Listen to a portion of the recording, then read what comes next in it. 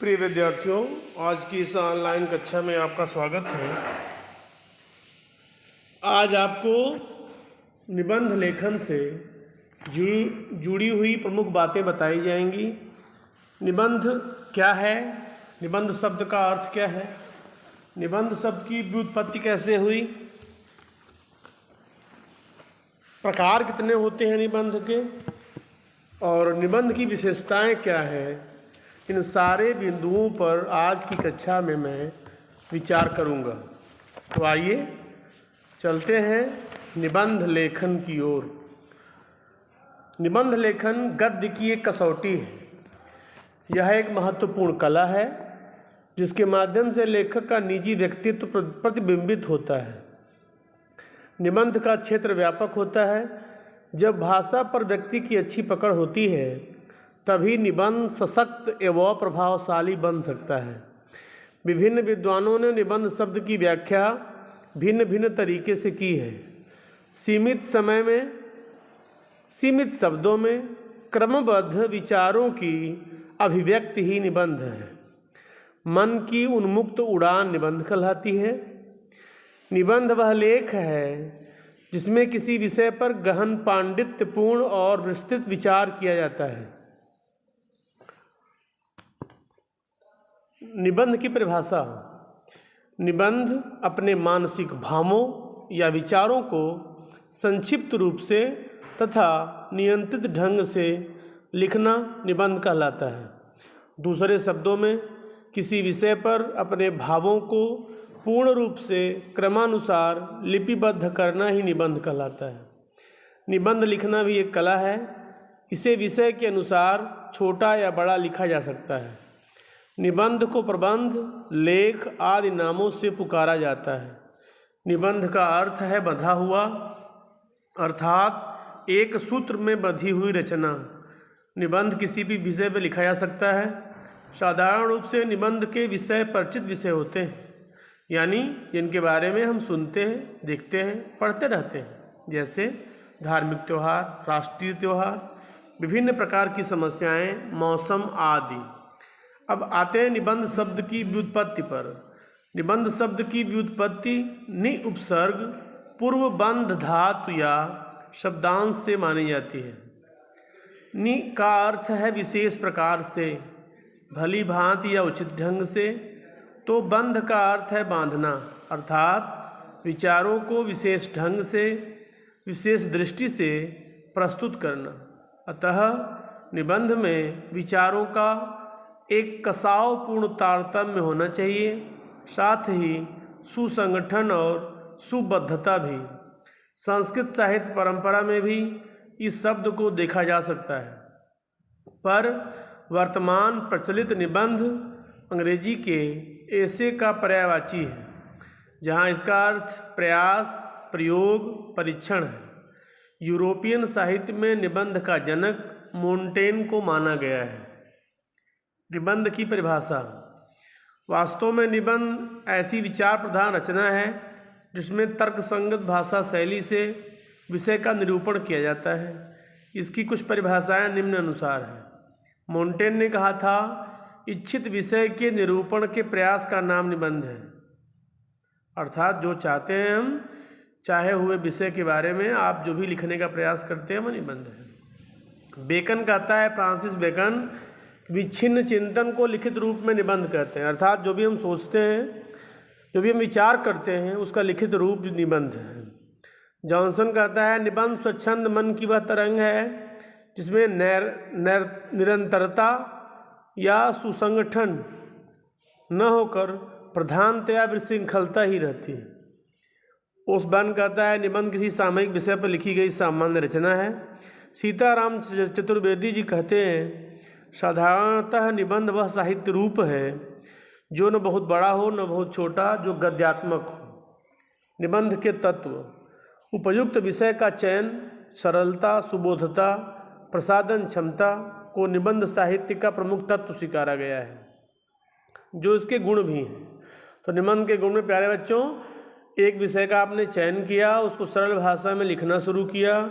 ऐसा लेख होना चाहिए जो सुबोध भी हो, सुबोध मतलब आसानी से समझ में आ जाने योग्य हो। प्रसाधन क्षमता हो, अर्थात अपने उद्देश्य को प्राप्त करने की क्षमता भी उसके अंदर होनी चाहिए। जिस उद्देश्य को लेकर के निबंध लिखा जा रहा है वह पूर्णतया उसे पूरा करने में सक्षम हो। एक विषय पर अनेक निबंध रचे जा सकते हैं, जिसकी तात्विक विशेषता यह होगी कि वह विषय को कितने मौलिक ढंग से प्रस्तुत करता है।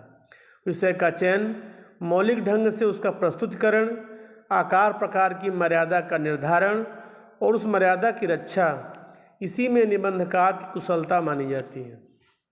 अनावश्यक विस्तार विषय को अधिक जटिल बना सकता है। निबंध एक सीमित आकार वाली रचना है, पर वहीं अधूरी या पूर्ण प्रतीत नहीं होनी चाहिए, बल्कि अपने आप में पूर्ण प्रतीत हो। निबंध को पढ़ने के पश्चात पाठक के सामने वर्ण विषय क्या होता है? जिसके विषय में वर्णन किया जा रहा है, जिसके विषय में वर्णन किया जाए वर्ण विषय होता है, उसका बिंब उभर करके आए। मतलब जिस विषय में निबंध लिखा गया हो, निबंध को पढ़ने के बाद उस विषय से संबंधित पूरी तस्वीर आपके सामने उपस्थित हो जाए। निबंध रचना का ढंग भी पाठक को उस रचना से बांध कर रख सकता है।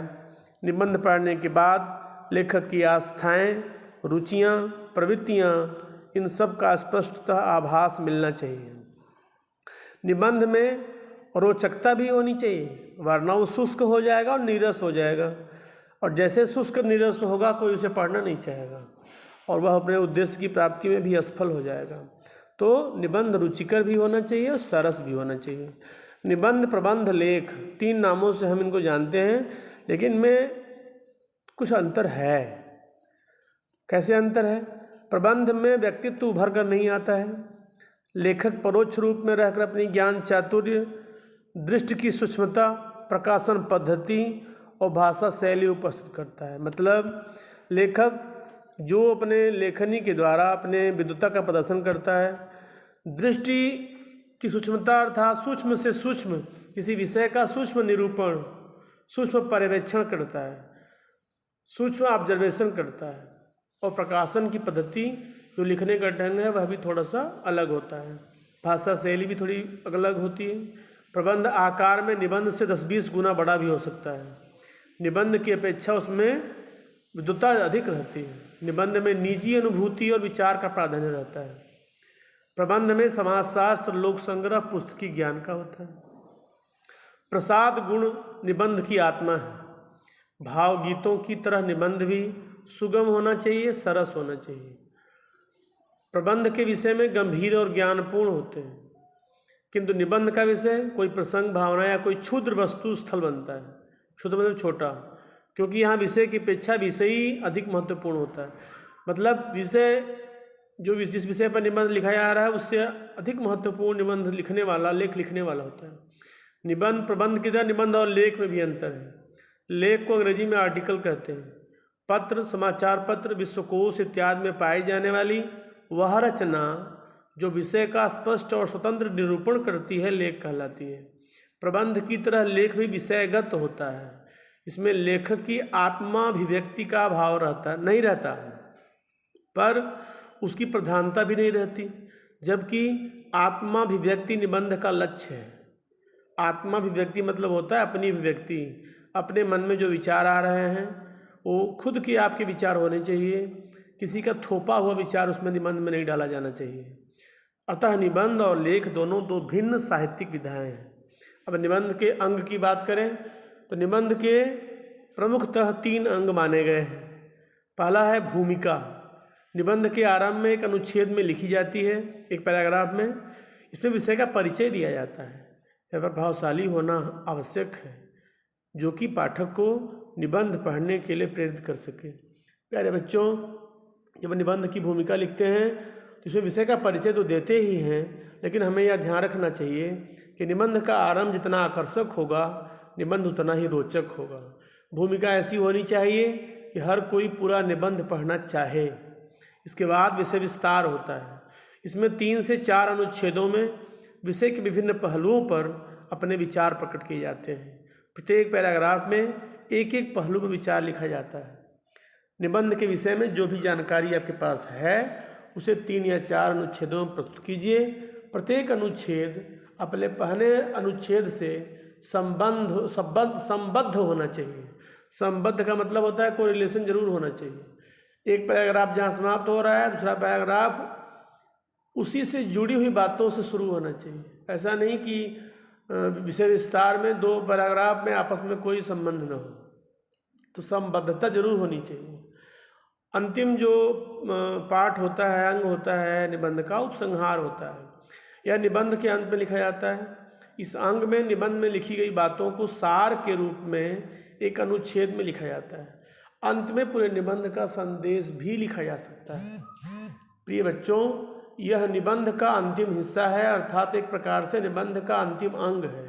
निबंध में कही गई सभी बातों को सारांश रूप में प्रस्तुत करना चाहिए इस हिस्से में, जिसका नाम है उपसंहार। अब निबंध के प्रकार, कई किताबों में कई तरह के प्रकार दिए हुए हैं, लेकिन प्रमुखतया निबंध के 4 प्रकार होते हैं: वर्णनात्मक, विवरणात्मक, विचारात्मक और भावात्मक। तो भावात्मक निबंध आपके पाठ्यक्रम में तो नहीं दिया हुआ है। आप में केवल 3 तरह के निबंध आते हैं: वर्णनात्मक, विवरणात्मक, विचारात्मक। इसलिए आप तीनों को ही पढ़ेंगे। भावात्मक निबंध में भावों की प्रधानता होती है। इसमें विषय इस प्रकार से होते हैं: जियो और जीने दो, वही मनुष्य है कि जो मनुष्य के लिए मरे, धन कमाने की अंधी दौड़ और उपेक्षित स्वास्थ्य। ये सब विषय जो होते हैं भावनात्मक विषय होते हैं। इन पर आपसे निबंध नहीं लिखवाया जाता। तो आप कक्षा 10th के स्टूडेंट हैं, इसलिए आपको निबंध के 3 ही प्रकार पढ़ने हैं, चूँकि 3 पर ही आपको निबंध लिखने को दिए जाते हैं। चौथा प्रकार यहाँ नहीं पढ़ाया जा रहा है। लेकिन आप जानते रहिए कि भावात्मक निबंध भी लिखे जाते हैं। तो पहला वर्णनात्मक है, विवरणात्मक है, विचारात्मक है। 3 प्रकार आपको पढ़ाया जा रहा है। वर्णनात्मक में क्या है? किसी सजीव या निर्जीव पदार्थ का वर्णन करना वर्णनात्मक निबंध की पहचान होती है। वर्णनात्मक निबंध में वस्तुओं, ऋतुओं, स्थानों, दृश्यों, त्योहारों आदि का वर्णन किया जाता है। जैसे रेलवे स्टेशन का दृश्य, मेरी पहली हवाई यात्रा, ग्रीष्म ऋतु की दोपहर, बसंत पंचमी, शिवरात्रि, दशहरा, दिवाली, 26 जनवरी, 15 अगस्त, 2 अक्टूबर, जितने भी पर्व हैं ये सभी वर्णनात्मक निबंध के अंतर्गत ही आते हैं। ठीक है। यदि कोई विषय कोई प्राणी हो, यदि विषय कोई मनुष्य हो, विषय कोई उद्भिद हो, और विषय कोई स्थान हो, विषय कोई वस्तु हो, विषय कोई पहाड़ हो, तो ये जो विषय वर्णनात्मक के होते हैं इसे वर्णन किया जाता है। ठीक है। तो इसके बाद विवरणात्मक आता है। विवरणात्मक का नाम ही डिटेल हम देते हैं। इसमें घटनाओं का डिटेल देते हैं, यात्राओं का देते हैं और उत्सवों का देते हैं। व्यक्तियों के परिचयात्मक निबंध होते हैं इसमें। ठीक है। विषय ऐतिहासिक भी हो सकता है, विवरण का जीवन चरित्र किसी का हो सकता है, किसी की जो यात्रा वृत्तांत किसी का हो सकता है, कोई आकस्मिक घटना हो सकती है। ठीक है। उस आकस्मिक घटना का क्या प्रभाव पड़ा समाज पर, व्यक्ति पर, उसका परिणाम क्या हुआ, तारीख स्थान क्या थी और परिचय क्या था उसका। यात्रा कर रहे हैं तो उसका परिचय, उद्देश्य, समय, आरंभ, यात्रा का विवरण, हानि लाभ, सामाजिक, राजनीतिक, आर्थिक, व्यापारिक एवं कला संस्कृति का विवरण क्या है, उसकी आलोचना, फिर समालोचना और उपसंहार। किसी का जीवन चरित्र लिख रहे हों तो परिचय, जैसे मान लीजिए महाराणा प्रताप हैं, स्वामी दयानंद हैं, तो अगर महान लोगों का जीवन चरित्र लिख रहे हैं तो उनके परिचय में जन्म, वंश, माता पिता, बचपन, फिर विद्या, कार्यकाल, यश, पेशा आदि, देश के लिए योगदान क्या है, फिर गुण दोष, मृत्यु, उपसंहार, भावी पीढ़ी के लिए उनका आदर्श। ऐतिहासिक विषय यदि है तो घटना का समय और स्थान क्या है, ऐतिहासिक पृष्ठभूमि क्या है, कारण वर्णन, उसका परिणाम क्या है, जो भी इष्ट हुआ या अनिष्ट हुआ उसकी समालोचना। समालोचना और आलोचना में दोनों में अंतर है। आलोचना जो होती है वह किसी के व्यक्तित्व के ऐसे पहलुओं की होती है जो आपकी दृष्टि से सही नहीं है, और जो समालोचना होती है उसमें गुण दोष दोनों के बारे में अपनी आख्या प्रस्तुत की जाती है, अपने विचार प्रस्तुत किए जाते हैं। निंदा का भाव, भर्त्सना का भाव उसमें निहित नहीं होता है। तो आप समालोचना सुन करके उसको आलोचना न समझ जाइएगा। समालोचना अलग गद्य विधा है, आलोचना अलग गद्य विधा है। तो आलोचना समालोचना में बहुत अंतर है। तो समालोचना की बात की जा रही है। यात्रा, घटना, मैच, मेला, ऋतु, संस्मरण आदि का विवरण लिखा जाता है। किसमें? विवरणात्मक निबंध में। किसी ऐतिहासिक, पौराणिक या आकस्मिक घटना का वर्णन करना ही विवरणात्मक निबंध कहलाता है। विचारात्मक, किसी गुण, दोष, धर्म या फलाफल का वर्णन विचारात्मक निबंध कहलाता है। इस निबंध में विचार, समस्या, मनोभाव आदि के विषय में परिचय दिया जाता है, उसकी व्याख्या की जाती है, विश्लेषण किया जाता है, एनालिसिस की जाती है। ठीक है, तो उस एनालिसिस को यहाँ लिखा जाता है। जैसे विषय, जैसे उदाहरण के लिए देश प्रेम, निर्धनता एक अभिशाप, परिवार में बढ़ती दूरियां, विज्ञान, विश्व शांति, आतंकवाद। ठीक है, इतनी भी सामाजिक समस्याएं होती हैं तो विचारात्मक निबंध में आ जाएंगी। इस निबंध में किसी देखी या सुनी हुई बात का वर्णन नहीं होता, इसमें केवल कल्पना और चिंतन शक्ति से काम लिया जाता है। विचारात्मक निबंध उक्त दोनों प्रकारों से अधिक श्रम साध्य होता है, थोड़ा सा मेहनत करनी पड़ती है इसमें, इसे लिखने में। अतएव इसके लिए विशेष रूप से अभ्यास की आवश्यकता होती है। निबंध लेखन के लिए छात्रों को आचार्य रामचंद्र शुक्ल, श्याम सुंदर दास, श्री हरि दामोदर आदि प्रबुद्ध लेखकों की रचनाएं पढ़नी चाहिए। आप सभी को रचनाएं पढ़नी चाहिए। जितना अधिक रचनाएं पढ़ेंगे, जितने अच्छे पाठक आप बनेंगे, उतने ही अच्छे विचारात्मक निबंध लिख पाएंगे। यदि आपको एक अच्छे निबंध लिखने हैं तो आपको एक गुड रीडर बनना पड़ेगा। बिना पढ़े आप नहीं ले सकते हैं, तो पढ़ना आपको बहुत ज़रूरी है। विचारात्मक निबंध लिखने के लिए दिए गए विषय को निम्नलिखित विभागों में बांटना चाहिए। पहले भाग में परिभाषा, भूमिका, परिचय। दूसरे भाग में सार्वजनिक या सामाजिक, स्वाभाविक। ठीक है, अभ्यास, लभ्य का मतलब होता है अभ्यास से प्राप्त कारण। फिर संचय, तुलना, गुण, दोष, हानि, लाभ। फिर दृष्टांत, दृष्टांत उदाहरण। प्रमाण, जो आपने देखा है, साक्ष्य क्या है आपके पास। उपसंहार, उसका रिजल्ट अंत में क्या है। निबंध की शैली, निबंध लिखने के लिए दो बातों की आवश्यकता होती है, भाव और भाषा। दोनों समान रूप से महत्वपूर्ण है। बिना संयत भाषा क्या होती है? संयमित भाषा। कम से कम शब्दों में अधिक से अधिक भाव व्यक्त करने वाली भाषा संयत भाषा कही जाती है। संयत भाषा के विपरीत भाव व्यक्त नहीं होते। लिखने के लिए जिस तरह परिमार्जित भाव की आवश्यकता, परिमार्जन क्या होता है? साफ सुथरा, सुधारा हुआ। ठीक है, मॉडिफाइंग जो करना होता है वो परिमार्जन करना होता है। तो परिमार्जित भाव की आवश्यकता होती है, उस तरह परिमार्जित भाषा की भी। एक के अभाव में दूसरे का महत्व नहीं होता है। भाव और भाषा को समन्वित करने के ढंग को शैली कहते हैं। वस्तुतः जहाँ परिमार्जित भाव और परिमार्जित भाषा का मेल होता है वहीं शैली बनती है। जहाँ दोनों में से किसी एक का अभाव हो वह शैली का कोई प्रश्न ही नहीं उठता। अच्छी शैली वह है जो पाठक को प्रभावित करे, यह पाठक को शब्दों की उलझन में नहीं डालती। बुरी शैली वह है जो पाठक को शब्दों में फंसाए रखे और भुला दे, भूल भुलैया में फंसा दे। यहाँ पाठकों के लिए लेखक का अभिप्राय गौण हो जाता है और शब्दों की उलझन से निकलने के लिए जो पाठक होता है अपनी शक्ति का व्यय करता है। निबंध की विशेषताएं, निबंध की 4 प्रमुख विशेषताएं हैं। व्यक्तित्व का प्रकाशन, संक्षिप्तता, एक सूत्रता, अन्विति का प्रभाव, ये 4 विशेषताएं हैं निबंध लेखन की। निबंध लेखन का प्रथम लक्ष्य है व्यक्तित्व का प्रकाशन। निबंध में निबंधकार सहज स्वाभाविक रूप से पाठक के सामने प्रकट होता है। वह पाठकों से मित्र की तरह खुलकर सहज संलाप करता है। संलाप करना, बातचीत करना। यही कारण है कि मैदान की स्वच्छ हवा में कुछ देर टहलने से चित्त को जिस प्रसन्नता और उत्साह की प्राप्ति होती है, निबंध पढ़ने पर मन को वैसा ही आह्लाद होता है। आह्लाद मतलब प्रसन्नता। अतः निबंध की सर्वप्रथम विशेषता है व्यक्तित्व का प्रकाशन।